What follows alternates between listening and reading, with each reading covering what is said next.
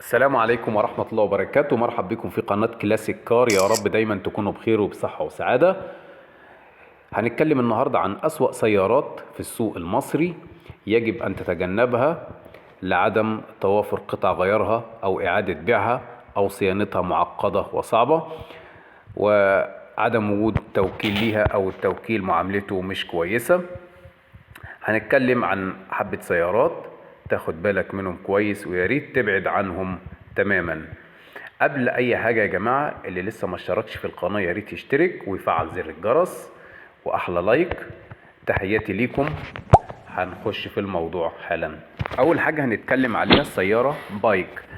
ابعد عنها تماما. هذه السيارة فيها مشاكل كتير من ناحية قطع الغيار مش موجودة، واعادة بيعها يعتبر محدش بيسأل عليها خالص. العربية دي التوكيل بتاعها بيبقى نايم في الخط او خارج نطاق الخدمة. يفضل انك تبعد عنها السيارة دي تماما. هندخل بعد كده على الفيات سينا. ابعد عنها تماما. السيارة دي بتسخن بسرعة. اما بالنسبة للفيات تيبو مانوال، فيها مشكلة نقص الزيت، فحاجة مش كويسة لما تكون عربية زيرو تزود لها زيت كل شوية.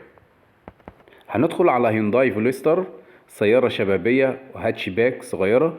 السيارة دي قطع غيارها نادرة جدا، ممكن تقول مش موجودة، وإعادة بيعها صعب جدا، فيفضل إنك تبعد عنها أفضل. شيفرليت كابتيفا وشيفرليت كروز. كابتيفا من موديل 2019 و2020 فيهم بعض المشاكل في الموتور، وكروز نفس الكلام، في مشكلة في الكارتة والموتور والفتيس. حاول تتجنب العربيتين دول. هنتكلم عن شيري. معروف يا جماعة ان العربيات الصيني 3/4 مشاكل. الشيري انفي فيها بعض المشاكل، والتيجو 3 فيها مشاكل في الفتيس، فيفضل يعني انك ما تفكرش فيهم يعني، او تخليهم في الاخر خالص. ولكده احنا وصلنا لنهاية الفيديو. تحياتي ليكم. يا ريت يا جماعة اللي يفكر يشتري سيارة مستعملة او كسر زيرو ما يستعجلش، يحاول يسأل يشوف الافضل ايه، وربنا يوفق الجميع. ما تنسوش الاشتراك في القناة وتفعيل زر الجرس، ويا ريت مشاركة لأصدقائك.